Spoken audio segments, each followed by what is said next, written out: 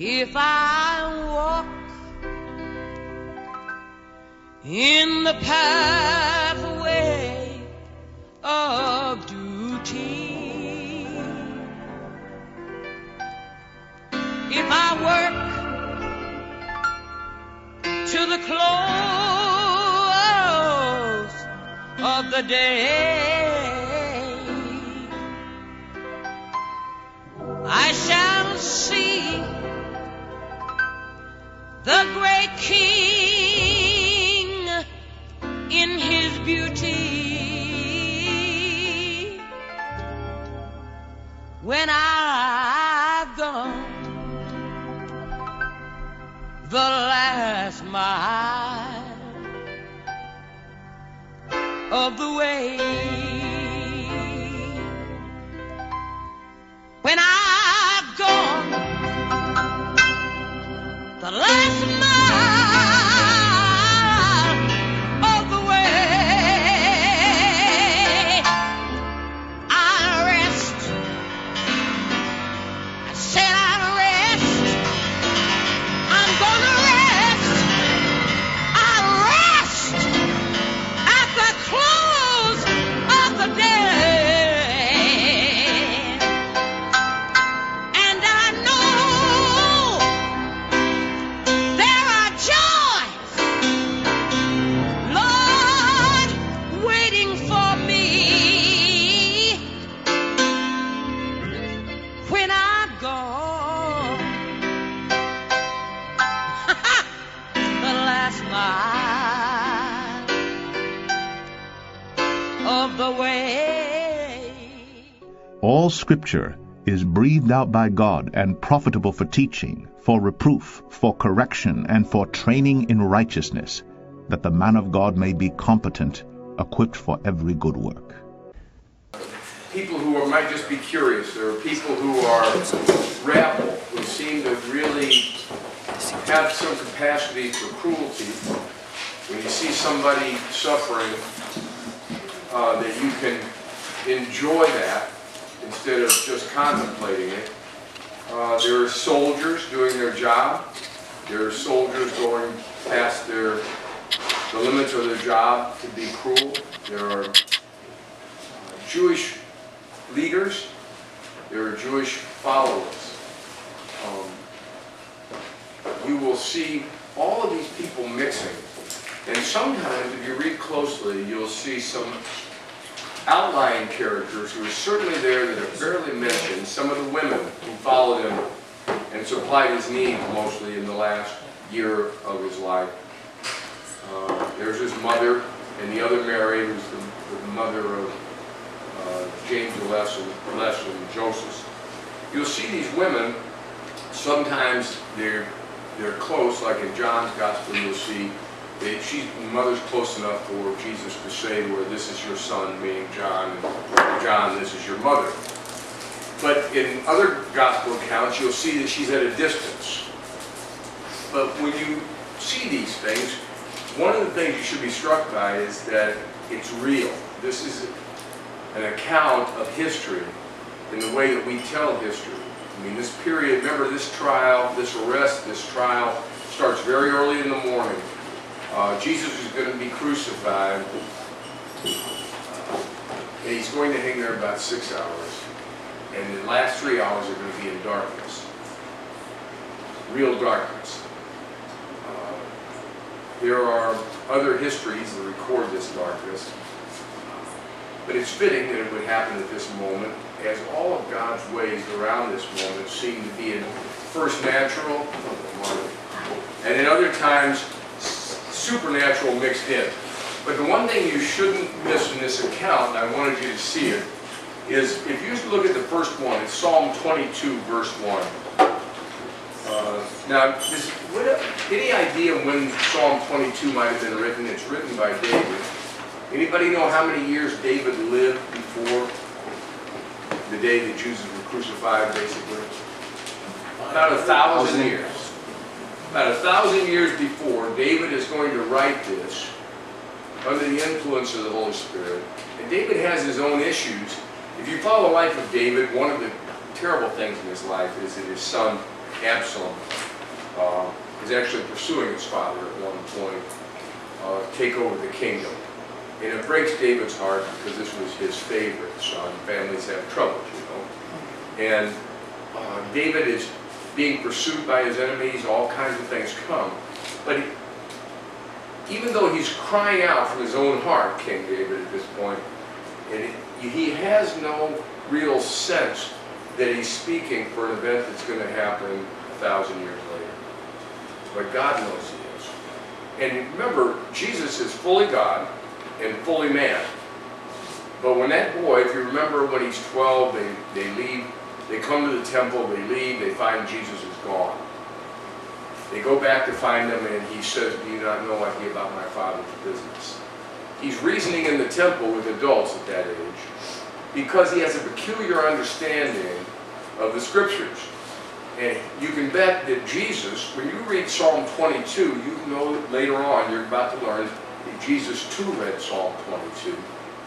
And that he recognized at some point that this psalm referred to him.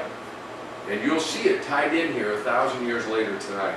So he says, my God, why have you forsaken me?" This is David in Psalm 22. You skip down to verse 6 through 8. "But I am a worm and no man, a reproach of men, and despised by the people. All those who see me ridicule me. They shoot out the lip, they shake their head, saying, 'He trusted in the Lord, let him rescue him. Let him deliver him, since he delights in it.'" See, people have always been mockers. Whenever you have trouble and you say, "Well, I'm just going to appeal to the Lord," people have this tendency to mock you about it. At the time, they could at least be respectful. They say, "That's right, now you've got real trouble. This is cry out to God. You'll see if he hears you." Well, he does. But in this case, David is in agony, and he's crying this out. And by the time we get to verse 16 of Psalm 22, he says, "For dogs have surrounded me. The congregation of the wicked has enclosed me. They pierced my hands and my feet. I can count all my bones. They look and stare at me. They divide my garments among them.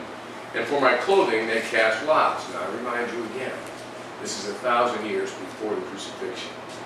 So when Christ himself reads this, I don't know at what point he recognizes that it's talking about him. At some point that is going to occur to him, because when you see his actions and his speech here in a minute, you will be amazed at this saying 1,000 years before. Now I want you to, if you have a Bible, if you don't have one, you can listen to me. This is Isaiah 53. Now Isaiah, when you see Isaiah, he's going to be approximately, if you get it in head, a couple hundred years later. He's going to be about 800 years before Jesus.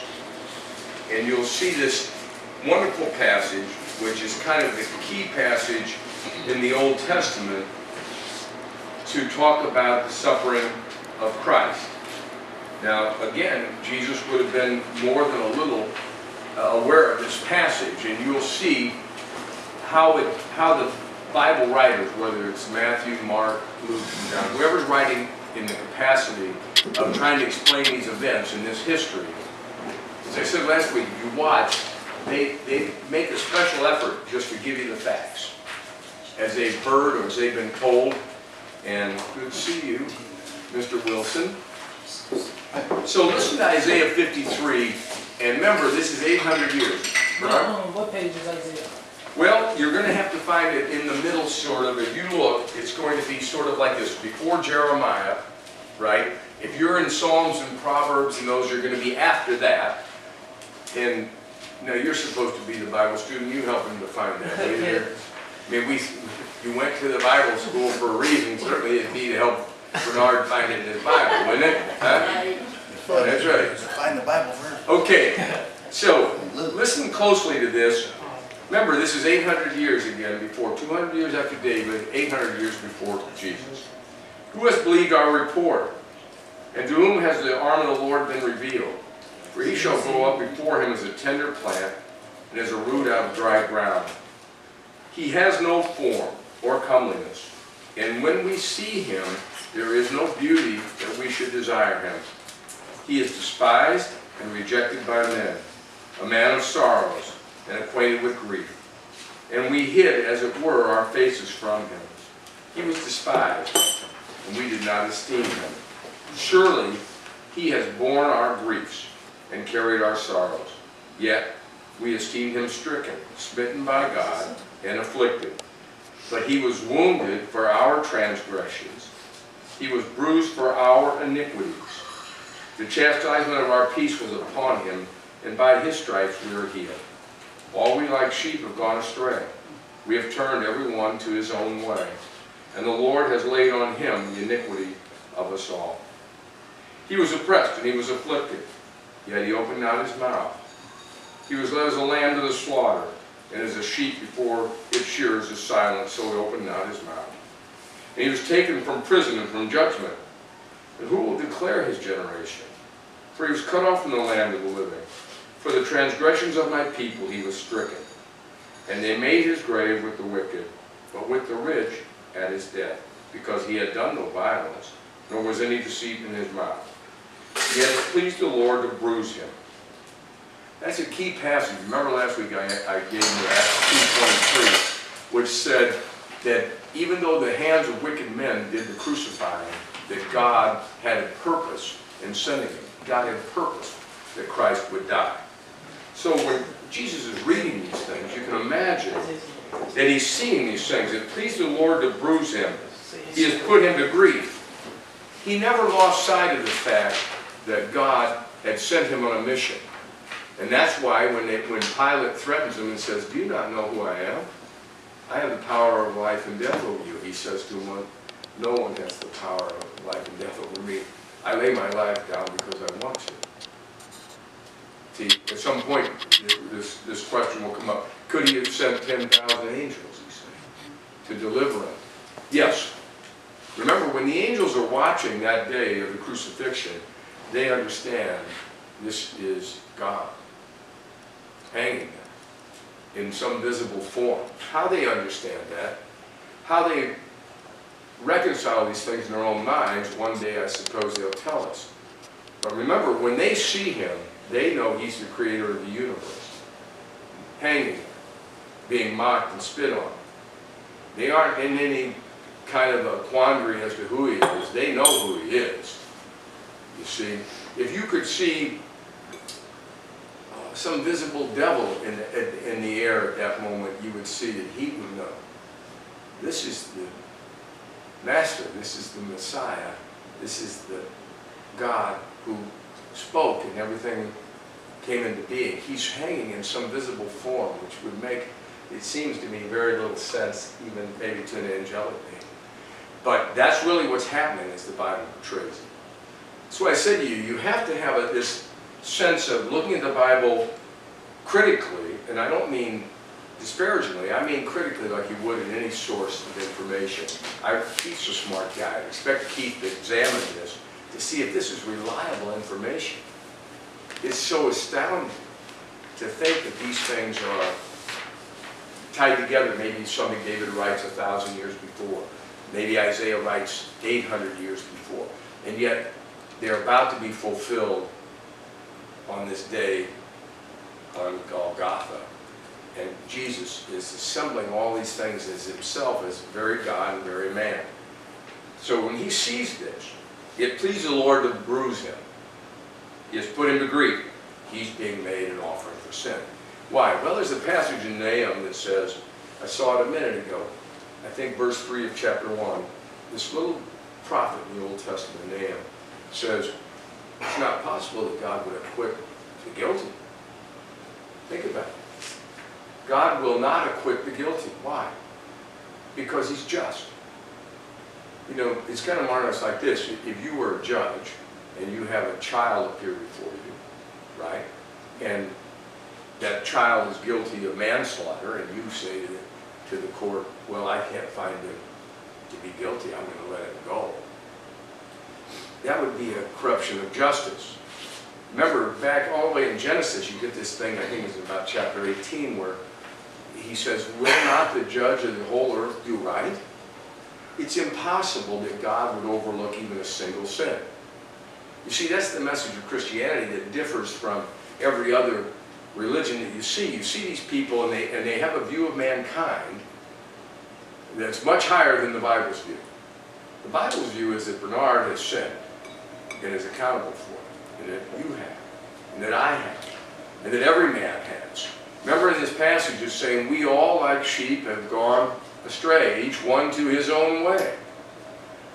James says if you transgress the law, in James 2:10, in one point you transgress the law in every point.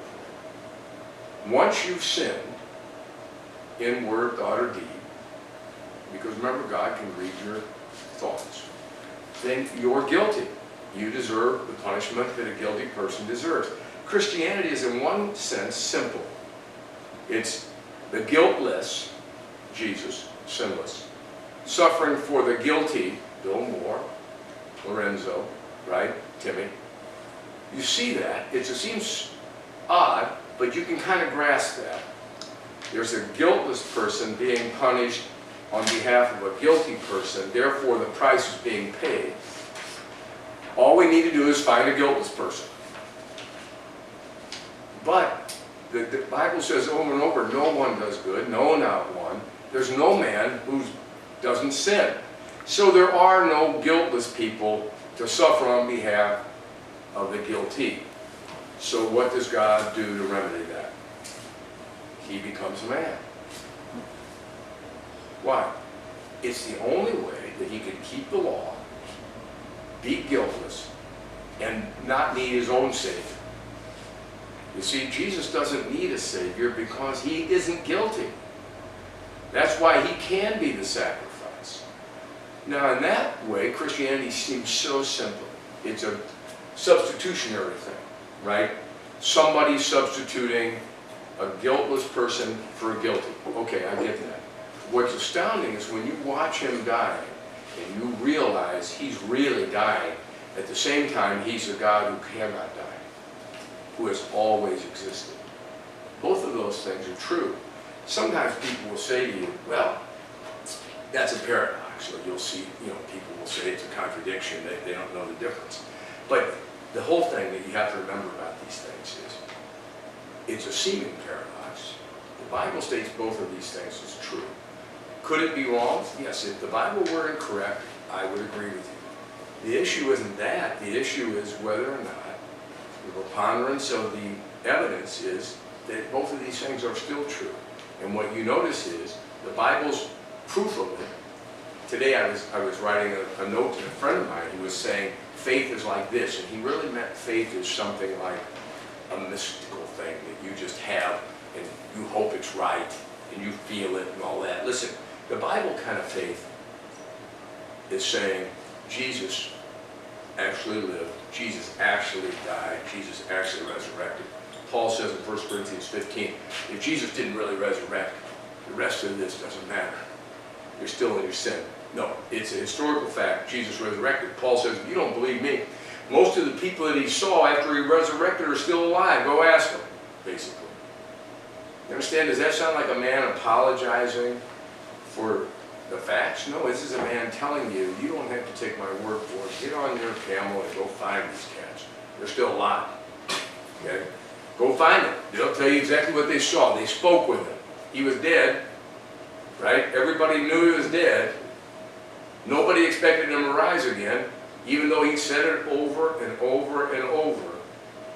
When those women come, like I said last week, when they come on that day to treat his body, they're coming with all kinds of stuff to embalm him. They're not coming because they expect him to rise from the grave.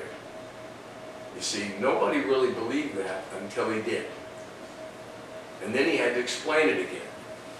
That this meant he was justified, he was guiltless, and that you could be justified. And Paul says, look, it's just the first fruit. He's going to resurrect so that you can understand that you're going to resurrect. In that way, Christianity is pretty simple. But when you start watching this cross, you'll realize how hard it is on a human mind to comprehend these eternal matters. So, you want to think about it. Look at this passage. Start about in verse 11. He shall see the labor of his soul and be satisfied. By his knowledge, my righteous servant shall justify many. For he shall bear their iniquities. There we are again. How many times is he going to tell you what Jesus is really doing? Now, when Jesus is reading this, does he realize that he's going to be the bearer of these iniquities? Yes. The answer is yes. He knows it. Therefore, he won't be stopped from doing it. Why? Love compels him to do it. Therefore, I will divide him a portion with the great. He shall divide the spoil with the strong. Because he poured out his soul unto death, and he was numbered with transgressors. And he bore the sin of many, and he made intercession for the transgressors.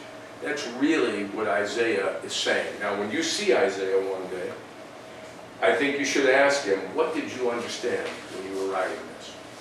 What was your thought when you were writing this? I would love to know where you were, what you were thinking. When you finished, I wonder what he thought all of that was. How did he apply it to his own life? And how could he possibly have imagined that 800 years later, Jesus himself would be quoting this passage? And you're going to see it here. So, if you have a Bible, turn to Matthew 27 a minute. And I know most of us have spent our lives not being very good Bible students, Bill Moore included. But it's really a chance to change that, because when God really does go out of his way to keep this for you, all these important words and all this wisdom, all these centuries later, it seems like we treat it with a little bit different attitude, like we'd hang on every word. I mean, you know what I mean? When guys write a contract on a car, or like a will, Marty, you know how people read it over and over to make sure that every little line is perfect. If they would treat a will like that, how should you treat this, which God has preserved miraculously when you think about it? And if you know, the more you know about the preservation of this book, the more you're amazed that all these authors over all this time could write and there'd be such coherency to it, not incoherency as it's often charged. Usually when you see somebody say the Bible's full of errors or something like that, you just got some nincompoop who's never read much. Really, I've never once personally ran into a guy who said that, who could even give me one if I say, well, give me the passage you're talking about. Well, I don't know, everybody knows, you hear that stuff. Everybody, like, no, only blowhards really say this kind of stuff out loud, because it's foolishness. I mean, you really, if you had a real complaint, there are legitimate things that a person should ask. Like, for instance, if you read Matthew's account of the crucifixion, he might say something like, the sign above Jesus read, "This is Jesus, the King of the Jews." Mark might say, I think he does say in fact, the King of the Jews. Well, is that a contradiction? Or is that exactly like tonight? If we shut the lights off right now, and I say to Keith, tell me what happened here tonight. Keith gives me his view. If I ask Lorenzo to do it, and I ask Tim to do it, will we get identical accounts, or will we? Well, Bill was talking about the sacrifice, or the substitute, and I think he was talking about Isaiah. Well, what if Keith forgets to mention Isaiah? Did it mean I didn't mention Isaiah? No, it just meant this is human beings under the influence of God, recalling as they do with the capacity of their own minds how things went. God doesn't make robots of these men. He simply makes sure they tell you the truth. You see, that's what's fascinating to me about it. You have Matthew, who's a tax collector, right? You have Luke, who's a doctor. You have Mark, who is some young man who's woven into this story, you'll see, who's really better acquainted with Paul. And you'll see all of these guys interacting, and then all of a sudden Paul comes along, who's been an enemy, and he's by far the brightest man in the whole room. He's probably the brightest man on the planet. So Jesus goes from having a bunch of rough fishermen, right? I don't think there were any carpet layers, maybe. But they were rough fishermen, right? So it'd be the equivalent. Remember, these guys were Galileans. They talk so funny. They're kind of like you, where somebody says, "Where are you from?" Right? There's a reason. Well, they actually say that to Peter when they're questioning him, "Aren't you with Jesus?" The woman says to him, "You got that accent. You're a Galilean." He says, "I don't know." You say, "Why?" They were identifiable. They weren't highly respected people. They're ordinary men, not highly educated men. Jesus goes from having those men close to him to choosing the Apostle Paul, who is the Jew of all Jews, who is the brightest star in the camp, raised by the greatest rabbi that could teach him. Why? When it came to the explanation of some of the finer points of Christianity, God decided to use Paul. He could use anybody. He chose Paul. But the difference between Paul and Peter is so enormous that you can't imagine them really being in the same room on any occasion except to talk about Jesus. There's no other thing they have in common, those gentlemen, I promise you. I hope you enjoyed our little Bible study. If the idea of learning more about God intrigues you, consider joining us Monday nights at Arlington's 210 Broadway, downtown Springfield, for this study. You can be a part of it. The only thing that keeps you from it is you. Thanks. If I walk in the pathway of duty, if I work to the close of the day, I shall see the great King in his beauty. When I've gone the last mile of the way,